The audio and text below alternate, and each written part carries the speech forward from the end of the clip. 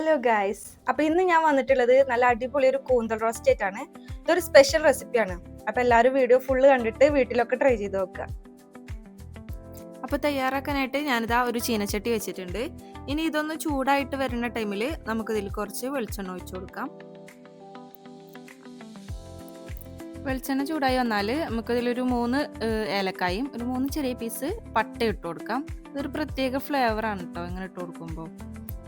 അതൊന്ന് മൂത്ത് വരുമ്പോൾ നമുക്ക് ഇഞ്ചി വെളുത്തുള്ളി പേസ്റ്റ് ഇട്ട് കൊടുക്കാം. അതിട്ടിട്ട് അത് നന്നായിട്ടൊന്ന് ചെറുതായിട്ടൊന്ന് മൂത്ത് വരുന്നവരെ നന്നായിട്ടൊന്ന് മിക്സ് ചെയ്ത് കൊടുക്കാം. അതൊന്ന് മൂത്ത് വന്നാൽ നമുക്ക് ഇനി ചുവന്നുള്ളിയാണ് ഇട്ട് കൊടുക്കുന്നത്. ഇത് ഒരു 10ഓളം ചുവന്നുള്ളി ഉണ്ട്. കുറച്ച് വലുതായ കാരണം ഞാനിങ്ങനെ പീസാക്കിയിട്ട് ഇട്ട് കൊടുത്തതാണ്. ചെറുതാണെങ്കിൽ അത് അങ്ങനെ തന്നെ ഇടാം, കുഴപ്പമില്ല. ഇത് എത്രത്തോളം ഇടുന്നോ അത്രത്തോളം ടേസ്റ്റ് ആയിരിക്കും നമ്മൾ റോസ്റ്റിന്. ഇനി ഒന്ന് വഴറ്റിയെടുക്കാം. ഉള്ളി ചെറുതായിട്ട് വഴണ്ട് വന്നിട്ടുണ്ട്. ഈ ടൈമിൽ നമുക്ക് സവാള ചേർത്ത് കൊടുക്കാം. ഇത് ഏകദേശം ഒരു 4 സവാള ഉണ്ട്. ചെറിയ സവാള ആയ കാരണമാണ് ഞാൻ 4 എടുത്തിട്ടുള്ളത്. വലുതാണെങ്കിൽ 2 മതിയാവും. ഇനി ഈ സവാളയും കൂടി ഇട്ട് കൊടുത്തിട്ട് നമുക്കത് നല്ലോണം വഴറ്റിയെടുക്കണം. ഈ സവാള ഒന്ന് വേഗം വഴണ്ട് കിട്ടാൻ വേണ്ടിയിട്ട് നമുക്ക് കുറച്ച് ഉപ്പിട്ട് കൊടുക്കാം. ഞാനിപ്പോൾ 1 ടീസ്പൂണാണ് ഇടുന്നത്. ഇനി ബാക്കി നമുക്ക് നോക്കിയിട്ട് പിന്നെ ഇട്ടാൽ മതി.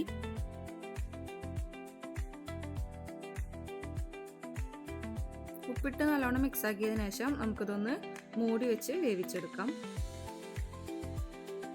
ഇത് ഇടയ്ക്കൊന്ന് തുറന്നിട്ട് നമ്മൾ ഇളക്കി കൊടുക്കണം, ഇല്ലെങ്കിൽ അടിയിൽ പിടിക്കാനുള്ള ചാൻസ് ഉണ്ട്. അപ്പോൾ അത് നമ്മൾ തുറന്നിട്ടൊന്ന് നല്ലോണം ഇളക്കി കൊടുക്കാം. ഈ ഒരു ടൈമിൽ നമുക്കിതിലേക്ക് കറിവേപ്പില ആഡ് ചെയ്ത് കൊടുക്കാം. ഞാൻ ഏകദേശം ഒരു 2 തണ്ടോളം കറിവേപ്പില ഇട്ട് കൊടുക്കുന്നുണ്ട്. ഇതിപ്പോൾ തന്നെ ആഡ് ചെയ്യണമെന്നില്ല, എപ്പോൾ വേണമെങ്കിൽ ആഡ് ചെയ്യാൻ പറ്റുന്ന ഒരു സാധനമാണ്. അത് എപ്പോൾ ആഡ് ചെയ്താലും കുഴപ്പമുള്ളതല്ല. നല്ലോണം മിക്സ് ആക്കിയതിന് ശേഷം നമുക്ക് ഒന്നുകൂടി മൂടി വെക്കാം. ഇപ്പോൾ ഇത് നല്ലോണം വഴണ്ടി വന്നിട്ടുണ്ട്, നല്ല സോഫ്റ്റ് ആയിട്ട് വന്നിട്ടുണ്ട് നമ്മളെ സവാള ഒക്കെ. ഇനി നമുക്ക് ഇതിലേക്ക് മസാലപ്പൊടികൾ ചേർത്ത് കൊടുക്കാം. 1 ടേബിൾ സ്പൂൺ എരിവില്ലാത്ത മുളക് പൊടി, 1 ടേബിൾ സ്പൂൺ മല്ലിപ്പൊടി, 1/4 ടീസ്പൂണോളം മഞ്ഞൾപ്പൊടി,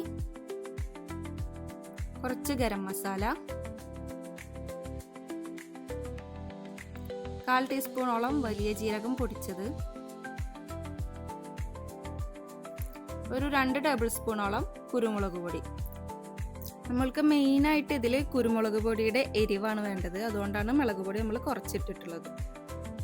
ഇനി ഇതൊക്കെ കൂടിയിട്ട് നല്ലോണം മിക്സ് ആക്കിയിട്ടെടുക്കുക. ഈ പൊടികളുടെ ഒരു പച്ചമണം മാറുന്നത് വരെ നല്ലോണം ഇളക്കി കൊടുക്കുക.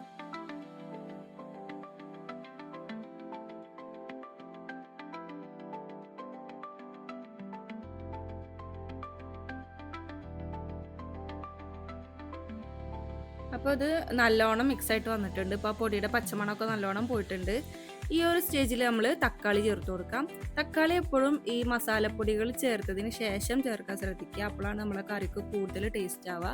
അതുപോലെ തക്കാളി ഈ ഒരു ടൈപ്പിൽ സ്ലൈസ് ചെയ്യുക, അതാവുമ്പോൾ തക്കാളി വേഗം വെന്ത് കിട്ടും. ഇനി നമുക്കിത് ഒന്നുകൂടി മൂടി വെച്ച് വേവിക്കാം.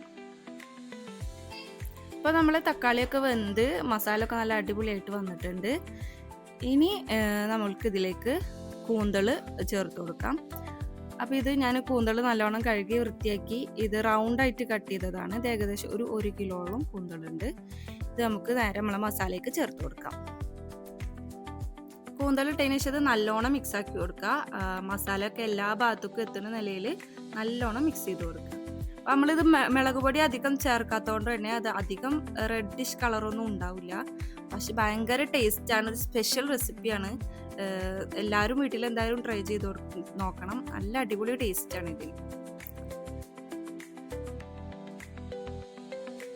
ഈ ഒരു ടൈമിൽ ഉപ്പ് നോക്കിയിട്ട് ആവശ്യമുണ്ടെങ്കിൽ വീണ്ടും ഇട്ട് കൊടുക്കണം.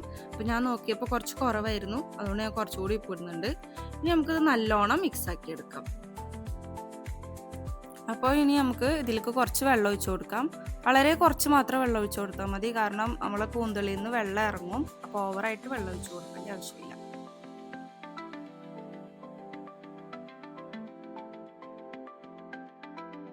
നമുക്കിത് വീണ്ടും ഒന്ന് മൂടി വെച്ച് വേവിച്ചെടുക്കാം. അപ്പോൾ നമ്മളെ റോസ്റ്റ് ഇവിടെ നല്ല അടിപൊളിയായിട്ട് വെന്ത് വന്നിട്ടുണ്ട്. അപ്പോൾ ഈ ഒരു സ്റ്റേജിൽ ഞാൻ ഓഫാക്കുകയാണ്. നിങ്ങൾക്ക് വേണമെങ്കിൽ ഒന്നുകൂടി കുറുക്കിയെടുക്കാം.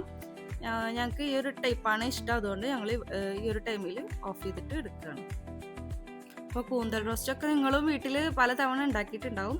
പക്ഷേ ഈ ഒരു ടൈപ്പിൽ നിങ്ങൾ ചിലപ്പോൾ ഉണ്ടാക്കിയിട്ടുണ്ടാവില്ല. അപ്പോൾ എല്ലാവരും ഇത് വീട്ടിൽ ട്രൈ ചെയ്തിട്ട് ഫീഡ്ബാക്കൊക്കെ അറിയിക്കുക. നല്ല സൂപ്പർ ടേസ്റ്റിയാണ്, ചോറിൻ്റെ കൂടെ ഒക്കെ അടിപൊളിയാണ്. അപ്പോൾ എല്ലാവരും ഇതിൽ വീട്ടിൽ ഉണ്ടാക്കി നോക്കാം. അപ്പം ഞാനിതൊരു സെർവിങ് ഡിഷിലേക്ക് മാറ്റാണ്. നല്ല അടിപൊളി കൂന്തൽ റോസ്റ്റാണ്, ആരും ട്രൈ ചെയ്യാതിരിക്കരുത്. ഇപ്പോൾ കൂന്തളൊക്കെ മേടിക്കുമ്പോൾ ഈ ഒരു റെസിപ്പി ട്രൈ ചെയ്ത് നോക്കുക. അപ്പോൾ നിങ്ങളെ അഭിപ്രായങ്ങളൊക്കെ നമ്മളെ അറിയിക്കണം. നിങ്ങളെ സപ്പോർട്ടാണ് നമുക്ക് വീണ്ടും വീണ്ടും വീഡിയോ ചെയ്യാനുള്ളൊരു പ്രചോദനമായിട്ട് മാറുന്നത്. അപ്പോൾ എല്ലാവരും വീഡിയോ കണ്ട് ലൈക്ക് ചെയ്യുക, ഷെയർ ചെയ്യുക, സബ്സ്ക്രൈബ് ചെയ്യുക. അപ്പോൾ ഇനി ഇതുപോലുള്ള അടിപൊളി വീഡിയോസൊക്കെ ആയിട്ട് ഞാൻ വീണ്ടും വരും. അതുവരേക്കും ബൈ ബൈ.